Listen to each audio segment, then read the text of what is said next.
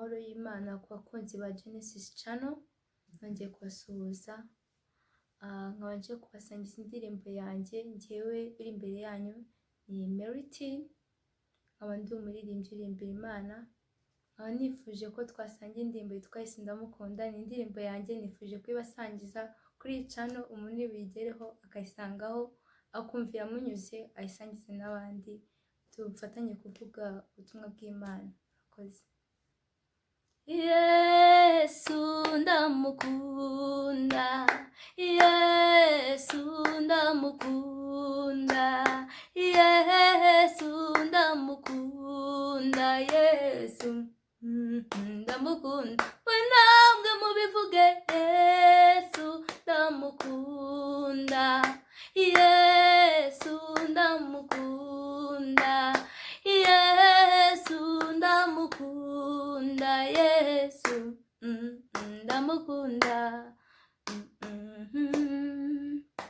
Uwo Yesu sinari muzi we, oya sinari muzi, ariko we yaranzi, ariko ubu naramumenye, menya byose n'ibyiza bye, yangiriye njye umunyabyaha, nta soni bintera kuvuga izina Yesu, nta kimwaro bintera kuvuga izina Yesu, Yesu ndamukunda, Yesu ndamukunda, Yesu ndamukunda, Yesu ndamukunda. Uwo Yesu we, oya sinari muzi, ariko we yaranzi, ariko ubu naramumenye, menya byose n'ibyiza bye, yangiriye njye umunyabyaha, nta soni bintera kuvuga izina Yesu, nta kimwaro bintera kuvuga izina Yesu, Yesu ndamukunda, Yesu ndamukunda, Yesu ndamukunda, Yesu ndamukunda.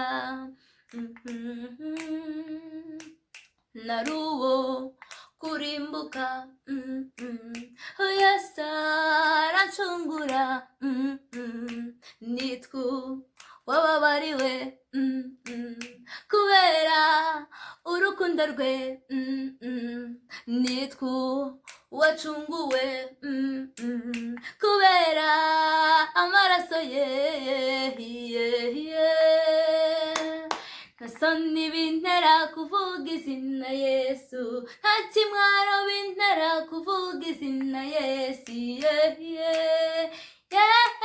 Yesu ndamukunda, Yesu ndamukunda, Yesu ndamukunda, Yesu ndamukunda. We namwe mubivuge, Yesu ongere ubivuge, Yesu ndamukunda, Yesu ndamukunda, Yesu ndamukunda, Yesu ndamukunda, Yesu ndamukunda, Yesu ndamukunda, Yesu